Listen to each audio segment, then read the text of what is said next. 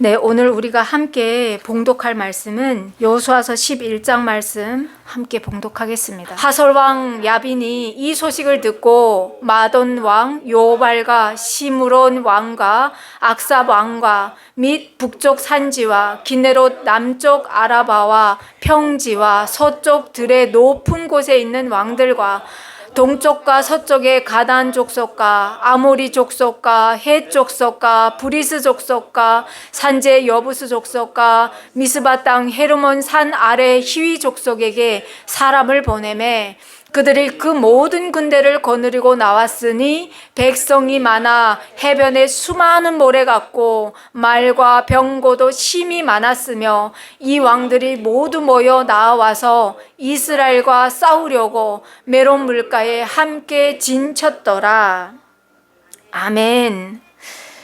가나안 전쟁은 철저하게 여호와 하나님의 주도권과 지도하에 이루어지고 승리하였다라는 것을 우리가 지금 매주마다 보고 있습니다. 이스라엘의 하나님 여호와께서 이스라엘을 위하여 싸우셨으므로 여호수아가 이 모든 왕들과 그들의 땅을 단번에 빼앗았느니라 라고 여호수아서 10장 42절에 기록하고 있습니다. 이 전쟁은 여호와의 전쟁의 특징인 헤렘 전쟁이었어요. 그 헤렘으로 시행된 것이었고 여호수아의 승리는 여호와께서 싸우신 결과물이었습니다. 이스라엘과 기브온을 대항하여서 예루살렘 왕 아도니세덱이 주동이 되어서 일어난 이 남방연합군의 이 몰락은 전쟁의 몰락은 이스라엘이 가나안의 그 남방 땅을 차지하게 되었다는 승전보고이기도 했습니다. 자, 오늘은 11장 말씀을 볼 텐데, 자, 남방의 5 왕들이 도모하여서 기브온을 치고 이스라엘까지 대적하려고 했지만 결과는 대참패였죠. 자, 그래서 이 소식을 이번에는 누가 듣느냐? 이번에는 가나안 북방의 왕들이 듣습니다. 그러면 우리가 눈치채야 되는 거예요. 자, 이스라엘이 지금 가나안의 허리를 끄는 거예요. 허리를 끄는 거예요. 남방과 북방이 연합하여서 이스라엘을 대적하지 못하게 허리를 끊어 놓은 거예요. 그러다 보니까 남방 왕들이 연합하여서 이스라엘과 싸웠지만 대패하였고, 이번에는 북방의 왕들이 또 모여서 이스라엘을 대적하여서 나오는 겁니다. 10장에 언급되었던 것과 같이 가나안의 왕들이 듣고 있는 겁니다. 9장 24절에서 기브온 사람들이 여호수아에게 뭐라고 고백했던지 여러분은 기억해야 됩니다. 당신의 하나님 여호와께서 그의 종 모세에게 명령하사 이 땅을 다 당신들에게 주고 이 땅의 모든 주민을 당신들 앞에서 멸하라 하신 것이 당신의 종들에게 분명히 들렸기 때문에, 그래서 우리의 목숨을 잃을까봐, 기브온 사람들이 우리의 목숨을 잃을까봐 당신들에게 나와서 이렇게 거짓말로 고백했습니다 라고 말했습니다. 이스라엘이 요단강을 건너기 전부터 이스라엘 백성에 대한 이 소문은 가나안에 파삭하게 들렸다는 겁니다.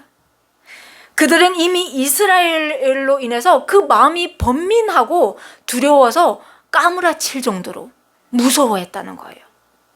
그리고 그 이스라엘이 가나안 땅에 들어오자마자 어떤 일들이 일어납니까? 여리고성이, 그 철벽과도 같았던 여리고성이 정복이 되고, 아이성이 정복되고, 기브온 사람들이, 그 강력했던 기브온 사람들이 싸움을 선택한 것이 아니라 이스라엘 편에 들어가서 굴복하고 들어왔다는 거예요. 이런 일들이 지금 막 일어나는 거예요. 그래서 남방 사람들이 어떻게 우리가 그냥 앉아서 빼앗기겠느냐 하면서 연합하여서 나왔는데, 오히려 그들은 이 이스라엘과 기브온에게 대패하였다는 거예요. 있을 수 없는 일들이 지금 일어나고 있는 겁니다. 있을 수 없는 일들이. 자, 그러니까 이번에는 북방왕 하솔왕 야빈이 북쪽의 산지와 기네롯 남쪽 아라바와 평지와 서쪽과 산지와 그 모든 왕들에게 사람을 띄워서 싸우자 하고 연합을 하는 겁니다. 싸우자 하고. 그래서 그들이 모인 장소가 메론 물가였는데 오늘 말씀을 보니까 그 4절에 보니까 이들의 수가 얼마나 많은지 해변의 모래와 같이 그득이 모인 겁니다. 그들이 지금 이스라엘과 여호와와 이스라엘을 대적하려고 나왔는데 말과 병거도 심히 많았대요. 이 말씀을 왜 기록하고 있을까요? 우리가 성경을 볼 때 왜 이런 말씀을 기록할까라는 것들을 함께 묵상하며 나아가야 되는 겁니다. 이스라엘이 아무리 많다고 하여도 이들과 놓고 봤을 때 마치 다윗과 소년 다윗과 골리앗을 지금 방불케 한다는 거죠. 상대가 안 된다는 것을 지금 성경은 말씀하고 있습니다. 그런데 눈에 보이는 현실은 정말 암담하고 도저히 이길 수 없는 이 전쟁인데 이스라엘 힘으로는 감당할 수 없는 그 전쟁인데 그런데 그들과 함께 하는 이가 누구냐라는 것을 보라는 거죠. 성경은 늘 그 말씀을 하고 있는 겁니다. 이길 수 있는 환경적으로 이길 수 있는 전쟁을 말씀하시는 것이 아니라 여호와가 어떤 하나님이냐 이걸 보라는 거죠. 자, 이런 상황에 맞닥뜨렸을 때 여호와께서 여호수아에게 말씀하십니다. 그들로 말미암아서 두려워하지 말라. 내일 이맘때에 내가 그들을 이스라엘 앞에 넘겨주어서 몰살시키려니 너는 그들의 말 뒷발에 힘줄을 끊고 그들의 병거를 불사르라. 여리고성을 매일 한 바퀴씩 돌았습니다. 여리고성을 매일 한 바퀴씩 돌았어요. 그리고 7째 되는 날에 7바퀴를 도는 거예요. 여러분, 이게 우리가 성경을 봤을 때는 앞뒤 맥락을 우리는 다 알고 있으니까 그랬구나. 그냥 이렇게 납득이 가죠. 여러분, 그 높은 성벽 위에서 그 상대방 적군들은 활과 병거를 들고 이들을 내려다보고 있고요. 이들은 그 아래서 싸운 것이 아니라 그냥 돌았다고요. 전멸당할 수밖에 없는 인간의 상식으로 놓고 봤을 때는 말도 안 되는 일들을 이들은 했습니다. 결과적으로 무슨 말씀이죠? 하나님 말씀 앞에 그 여호와 하나님이 우리와 함께 하신다는 것을 신뢰하고 한 걸음 걸을 때 그때 하나님께서 기적을 행하신다는 거예요. 기적이라는 것은 여러분 매일 일어나는 일들이 아니기 때문에 기적이라고 하는 거예요. 매일 일어나는 일이 아니기 때문에. 그때와 마찬가지로 하나님께서 말씀하시는 거예요. 내가 너와 함께한다. 여호수아에게 말씀하는 거예요. 내가 너와 함께한다. 그들을 내가 너에게 내어주었다. 내어주었다라는 건 뭡니까? 이미 쟁취했다. 그 전쟁에서 승리했다. 라는 말씀을 하시는 겁니다. 그래서 여호수아는 다시 한번 하나님 앞에서 힘을 내고 걷는 거예요. 인간의 눈과 귀와 환경에 압도되는 것이 아니라 여호와 하나님을 믿고 영적으로 한 걸음 걷는 거예요. 그럴 때 어떤 일이 일어나는지 우리가 보는 겁니다. 자, 이들이 지금 진을 치고 있는 곳은 갈릴리 바다 북서쪽 약 15km 지점인 갈릴리 고산지대와 헤르몬 산 사이에 위치해 있는 그런 자리입니다. 자, 여호수아가 하나님께서 주시는 그 담대함으로 모든 군사와 함께 메론 물가로 가서 갑자기 습격을 하는 겁니다. 갑자기. 그럴 때 순종해서 갑자기 기습을 하는 겁니다. 그럴 때 여호와께서 그들을 이스라엘의 손에 넘겨주셨대요. 한 걸음 걷는 거예요. 걸었을 때 하나님께서 그들을 내어주는 겁니다. 이스라엘의 편에 내어주는 겁니다. 그래서 이스라엘은 그들을 격파하고 큰 시돈과 미스르보 마임까지 추격하고 동쪽으로는 미스바 골짜기까지 추격하여서 한 사람도 남기지 아니하고 진멸하는 거예요. 그들이 그 그 해변에 모래알 같이 많은데 여러분 상상해봐요. 그 작은 무리에게 무서워서 지금 대패하고 있는 겁니다. 상상이 가십니까? 여호수아가 이들을 진멸하는데 어떻게 했냐? 하나님께서 자기에게 명령하신 대로 했대요. 내 마음대로 한 것이 아니라 하나님께서 자기에게 명령하신 대로 그들의 적진에 들어가 사는데, 그들이 타고 온 말 뒷발에 그 힘줄을 다 끊고 병거를 불사르는 거예요. 내가 보기 좋은 대로, 좋은 것들은 이거, 야, 병거와 말이네, 우리가 이들을 길들여 가지고 다음에 전쟁할 때 써야지, 이런 마음을 갖는 게 아닌 거예요. 하나님께서 그들의 말에 뒷발에 그 힘줄을 끊으라고 했을 때 끊는 거예요. 그리고 그들이 그 병거를 욕심내는 것이 아니라 불사르는 거예요. 욕심내지 않은 거예요. 누구만을 의지하고 나가는 겁니까? 지금 여호와만 지금 의지하고 나가는 겁니다. 눈에 보이는 이 힘의 권력, 힘의 논리 다 내려놓은 겁니다. 여호수아는 그렇게 나아갈 때 하나님께서 일을 하신다는 것을 성경은 말씀하고 있는 거죠.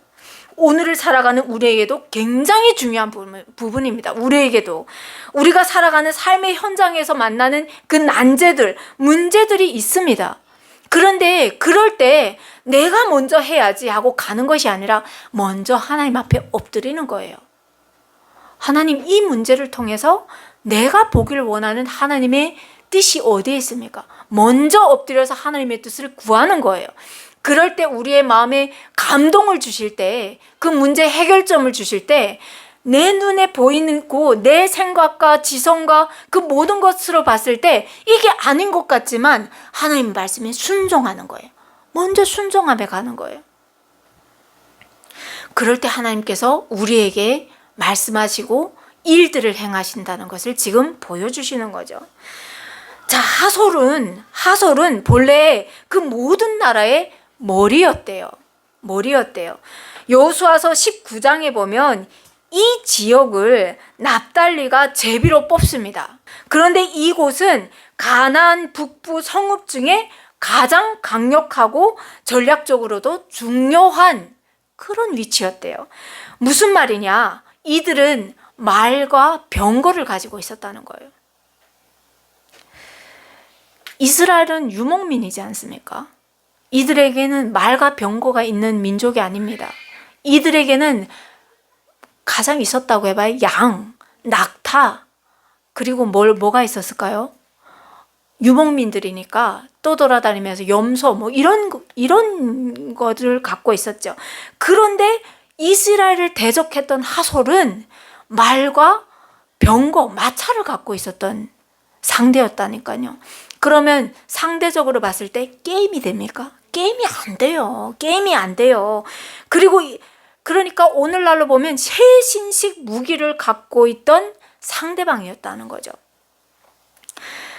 그러니까 여호수아가 그들을 봤을 때 두려울 만도 하죠. 자기들은 기껏해야 창과 이런 걸 들고 나가지만 이들은 달려오는 말과 병거를 들고 있으니 무서웠지 않겠습니까? 그럴 때 하나님께서 뭐라고 말씀하시냐고요? 두려워하지 말라라고 말씀하시는 거예요. 그들의 보이는 것은 창과 말과 병거를 들고 나오지만 내가 너희와 함께한다. 이 우주 만물을 창조한 내가 너희와 함께하고 있다. 아무리 그들이 신식 무기를 들고 나온다고 해도 자연 만물을 다스리시고 통치하시는 분이 여호와 하나님이시니 우박을 내림으로 말미암아 이스라엘의 칼날에 죽은 사람들보다 이 우박에 쓰러져 죽은 적군이 더 많았다고 성경은 기록하고 있단 말이에요. 그러니까 하나님께서 두려워하지 말라. 내가 너희와 함께한다. 이 말씀을 하고 있는 거예요. 여러분과 동행하시는 여호와 하나님이 어떤 분이시냐는 것을 지금 말씀하고 있는 거예요. 나는 이 우주 만물을 지었다. 지금도 나는 이 우주 만물을 다스리고 있고 열국을 통치하는 여호와 하나님이다. 이걸 보라고 성경은 기록하고 있습니다. 자, 그래서 이들이 들고 나온, 교만하면서 나온 그 말과 병거를 불사름으로 말미암아 이들의 사기를 떨구고 그 작은 이스라엘 무리 앞에서 우왕좌왕하면서 흩어지고 진멸당하게 하신 겁니다. 성경은 말씀하고 있는 거예요. 여호수아 혼자서 나가서 싸우는 것이 아니라 이 전투 역시도 여호와께서 진두지휘하고 계신다는 것을 지금 말씀하고 있습니다. 그러면서 여호수아가 하솔을 점령하고, 그리고 이 하솔의 성만 불사르고, 그리고 그들과 연합하였던 북방의 모든 성들을 점령하면서 얻는 것이 무엇이냐? 많은 전리품들을 얻습니다. 많은 전리품들을 얻습니다. 그런데 하나님의 말씀 앞에 순종하여서 담대함으로 걸었던 그 여호수아가 점령한 것은 전리품이 아니라 가나안의 북방 전체를 점령하는 겁니다. 온 땅을 점령하는 겁니다. 이 전쟁으로 말미암아서 여호수아는 더 이상 가나안 모든 왕들과 싸운 이 전쟁으로 말미암아서 다시는 오랫동안 걸친 이 전쟁이 막을 내립니다. 가나안에서 싸우는 그 전투가 막을 내리죠. 큰 전투가 이제는 막을 내리는 겁니다. 우리도 마찬가지라는 것을 말씀하고 있습니다. 에베소서 6장에 보면 이렇게 말씀하고 있습니다. 마귀의 관계를 능히 대적하기 위하여 하나님의 전신갑주를 입으래요. 하나님의 전신갑주는 다른 것이 아니라 말씀입니다. 말씀. 전신갑주를 입으라. 우리의 씨름은 혈과 육을 상대하는 것이 아니요, 통치자들과 권세들과 이 어둠의 세상 주관자들과 하늘에 있는 악의 영들을 상대함이라 라고 말씀하고 있습니다. 그러면 보이는 현상에서 우리가 승리하려면 말씀을 알아야 된다. 말씀을 읽어야 여러분의 삶에서 일어나는 그 문제들, 난제들 어떻게 풀어가야 되는지 보이는 겁니다. 성령 하나님께서 은혜를 주시는 거예요. 우리의 전쟁은요, 우리의 싸움은요, 하루 이틀 안에 마치는 전쟁이 아니에요. 어쩌면 호흡이 다하는 날까지, 하나님 앞에 서는 그날까지 우리는 이 전쟁을 치러야 할지도 몰라요. 여호수아는 땅 정복이 기간이 정해져 있다고 하면 우리의 영적 전쟁은 하나님 앞에 가는 그날까지 해야 된다는 거예요. 관계에서 고난과 시련이 찾아오기도 하고요, 질병으로 우리를 아프기도 합니다. 그런데 이 모든 것으로부터 우리가 자유하려면 그러면 하나님의 말씀으로 전신갑주를 입어야 되는 거예요. 말씀을 알아야 그 말씀 앞에 순종할 수가 있습니다. 말씀을 알아야 영적 분별력으로 승리할 수가 있습니다. 여호수아가 여호와 하나님의 말씀에 순종할 수 있고 담대하게 나갈 수 있었던 이유도 하나님께서 말씀하여 주셨기 때문에, 그래서 붙잡을 수 있었던 거예요. 그 여호수아 때와 같이 우리는 나가서 창과 칼로 전쟁하는 시기도 아닙니다. 우리는 더 어려운 시기를 살고 있는 거예요.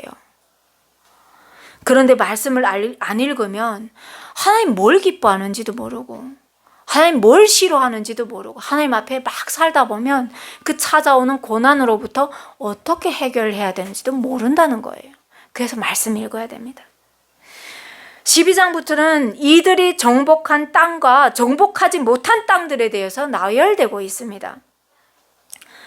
그런데 성경은 이들의 땅 정복에 대해서 말씀하는 것이 아니라 복받은 백성에 대해서 사실은 말씀하고 있는 거예요. 복받은 백성.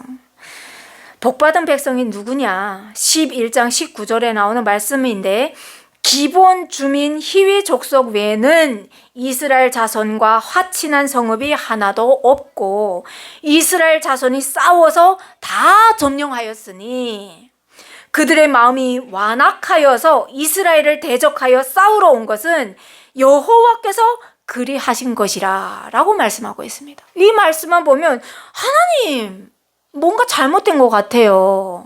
아니 하나님, 그러면 가나안 사람들 너무 억울한 거 아니에요? 하나님께서 마치 덫을 놓고 그들이 그 덫에 빠지기를 기다리시고 그들을 수월에 내민 것처럼 들리죠. 그런데 하나님께서 그들의 마음을 완악하게 하셨다라는 뜻은 그들이 자기의 죄를 알면서도 돌이키기를 싫어하는 것을 내버려 두셨다는 말씀이에요. 애굽의 바로가 여호와 하나님께서 내리는 그 10가지 재앙을 맞으면서도 끝끝내 돌아오지 않고 그 자기의 군인들을, 애굽의 군사들을 홍해에 수장시켰던 것처럼 하나님께서 그렇게 만든 것이 아니라 그들이 완악한 죄로부터 돌이키기 싫어하는 것을 내버려 두셨다는 거예요. 그러면 뭐죠? 그들의 마음이 완악하다는 거예요. 그들이 하나님 앞에서 회개하고 돌아오기를 싫어했다는 것을 지금 말씀하고 있는 겁니다.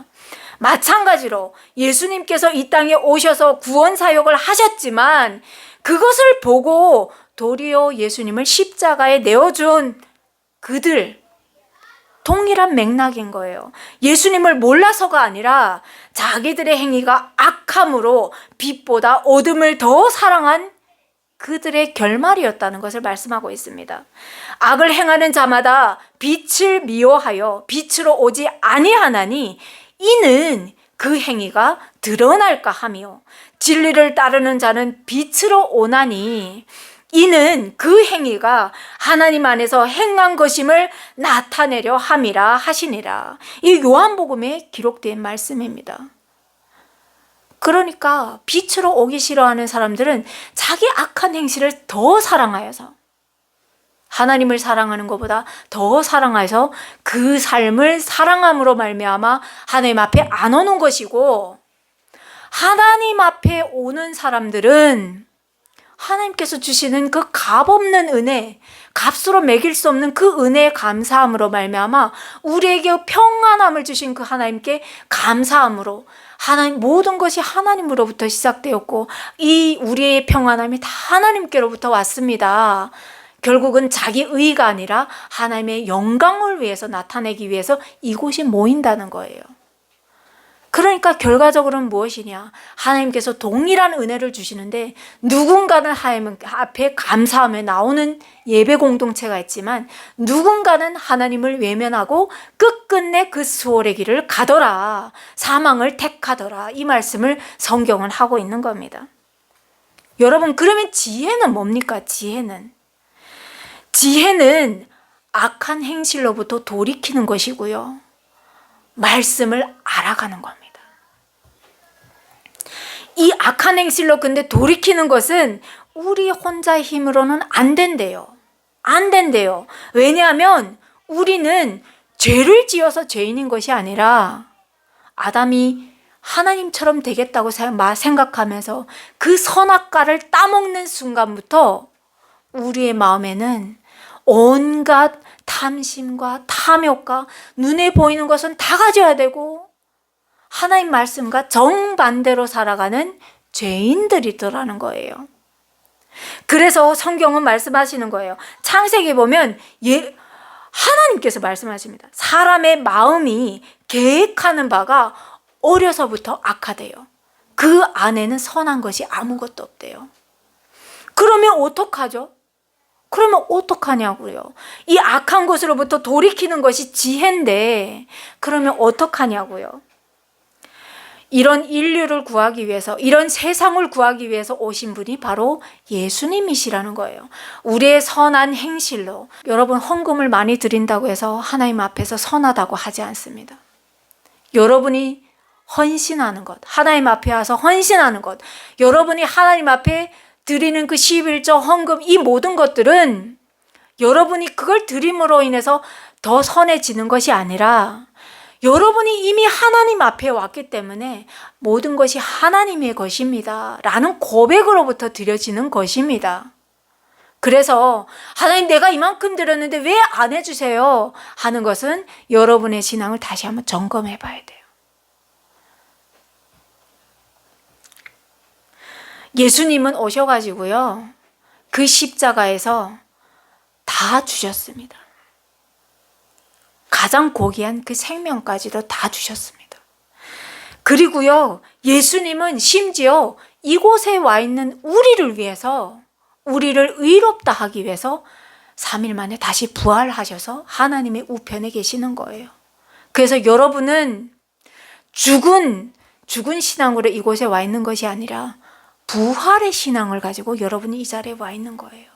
얼마나 귀합니까?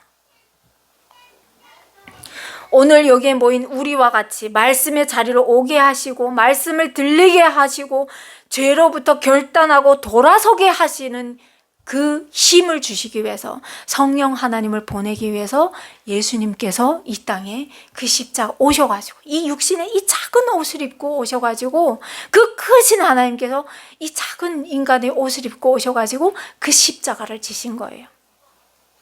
이게 여러분의 그 마음 가운데 절절하게 가셔야 됩니다.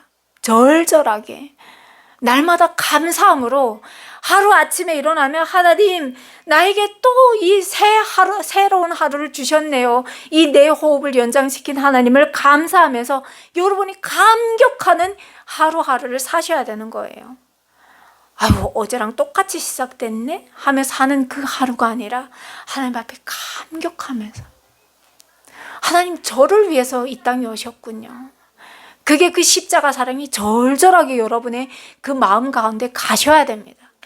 가나안 족속들은 하나님께서 다 보여주시고 진정한 왕이 들어가신다고 말씀하셨는데 그런데 내 밥그릇을 지키겠다고 내 이 부와 명예와 권력을 계속해서 누리겠다고 눈에 보이는 그것만 지금 쫓음으로 말미암아 여호와를 대적하면서 나온 거예요.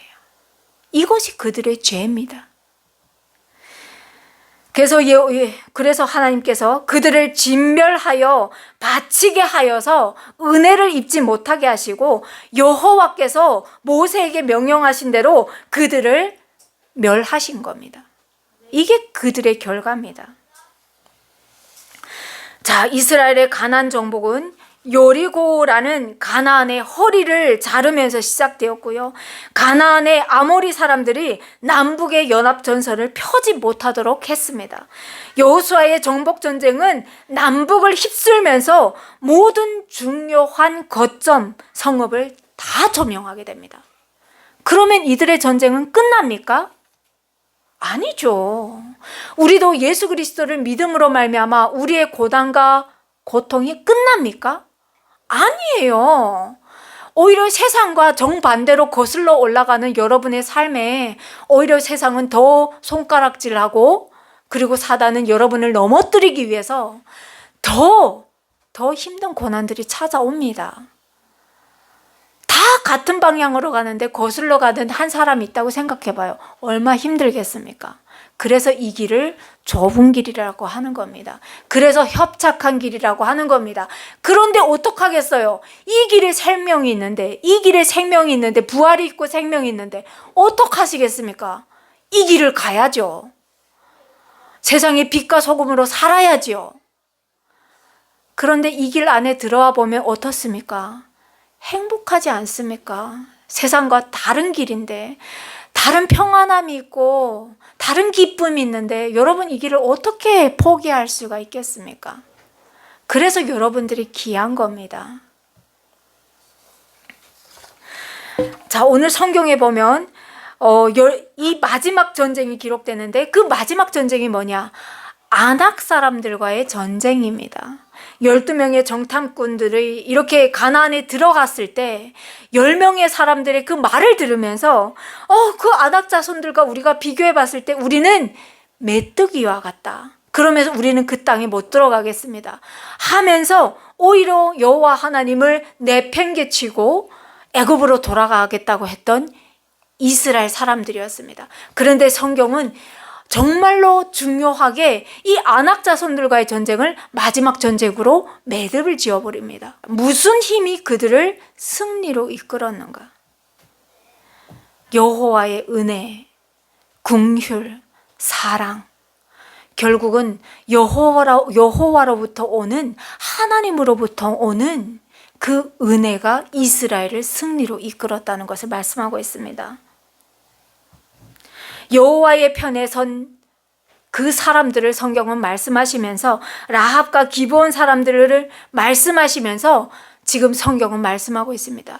하나님 앞에 와서 말씀을 듣는, 말씀을 붙잡는 사람들에게는 생명이 있지만, 그렇지만 여호와에게 대적하고 나오는 사람들에게는 결국은 죽음이더라, 사망이더라, 이 말씀을 하고 있는 겁니다.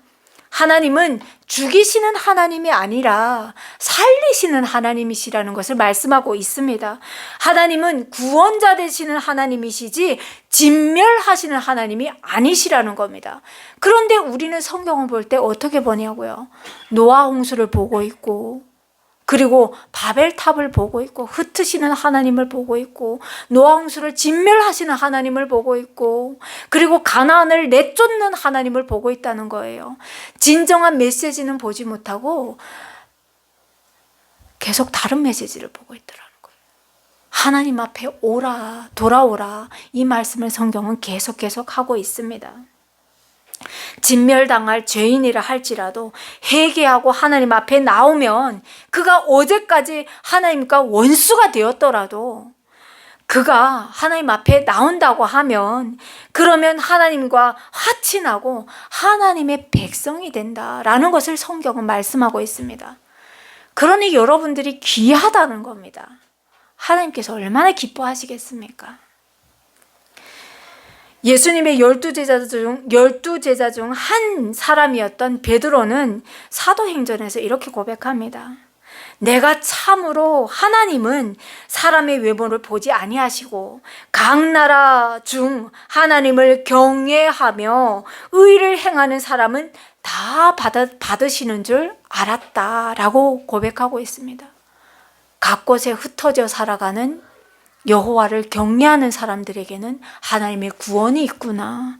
오늘 성경에서 이 가나안의 기생 라합처럼, 그리고 강력했지만 자기 힘을 의지한 것이 아니라 일어나는 그 기적들을 보면서 여호와 하나님의 편에 섰던 기본 사람들처럼 하나님은 그들을 하나님의 백성 삼아 주신다는 것을 지금 베드로가 보아낸 거죠. 이 가나안 땅 정복은 일찍이 하나님께서 아브라함과 하셨던 그 약속이 얼마나 구체적으로, 그리고 그 약속이 얼마나 신실하게 성취되는지 보여주고 있는 역사적인 사실입니다. 아브라함은 아내를 매장하기 위해서 은 400세겔을 주고 헤브론의 그 막벨라굴을 샀습니다. 그게 아브라함의 전부였어요. 아브라함의 전부였어요. 육신적으로 보이는 내 거라고 말할 수 있는 그 전부였어요. 막벨라굴. 그런데 하나님은 아브라함과 하셨던 그 약속을 신실하게, 몇백 년이 지난 그 신실하게 그걸 이루셨던 거예요. 430년이 지난 그 이후에 하나님께서 그 약속을 이루십니다. 그러니까 여러분, 하나님은 약속의 하나님이십니다. 우리의 자손들이 대대로 여호와 하나님을 앙망하는 가정이 되게 해주세요, 이렇게 기도하는 것이 여러분에 대해 안 이루어지더라도 그 기도는 땅에, 하나님께서 기뻐하시는 기도는 땅에 떨어지는 것이 아니라 상달되어서 열매 맺게 하신다라는 것을 성경은 보여주고 있죠. 하나님의 나라와 그 의를 위해서 구하는 그 기도는 떨어지지 않는다, 이걸 보여주고 있는 겁니다. 여호수아서 앞부분에서 12장까지는 어떤 말씀이었느냐, 어떤 내용들이었느냐, 하나님께서 앞으로 나가시면서 진두지휘하셨던 그 역사적인 사실을 기록했다고 하면, 이후에 땅을 분배하는 것은 이 우주 만물의 주인 되시는 하나님께서 그 약속의 자손들에게 그 땅을 지파별로 분배하시는 내용들이 기록되어 있습니다. 자, 여러분, 이제 이 땅을 분배받은 이스라엘은 어떻게 살아야 됩니까? 어떻게 살아야 됩니까?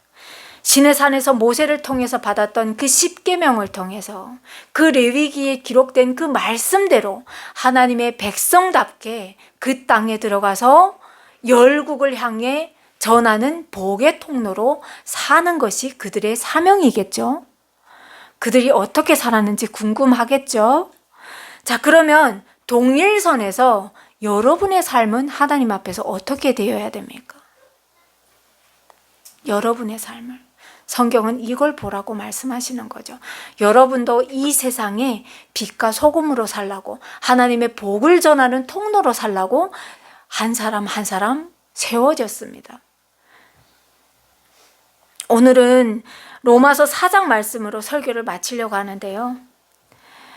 그에게 의로 여겨졌다 기록된 것은 아브라함만 위한 것이 아니요 의로 여기심을 받을 우리도 위함이니 곧 예수 우리 주를 죽은 자 가운데서 살리신 이를 믿는 자니라.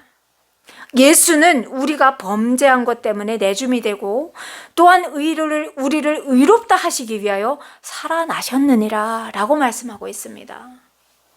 예수 그리스도를 믿는 그리스도인들로 세움받은 여러분께서 하나님의 복의 통로인 겁니다. 하나님께서 왜 여러분들을 복의 통로로 세우셨을까요?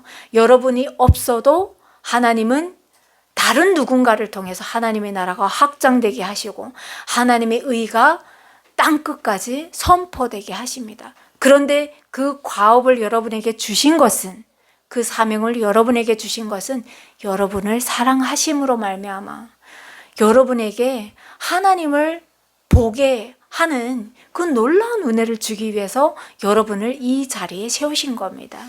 그래서 새로 시작되는 한 주를 사실 때 여러분, 그냥 반복되는 한 주가 아니라 오늘 하루도 하나님과 동행하는 하루, 죽은 신앙이 아니라 깨어있는 신앙으로 하나님께서 세워주신 그 은혜에 감사하면서 하나님을 찬양하며 살아가는 저와 여러분이 되기를 예수님의 이름으로 소망합니다.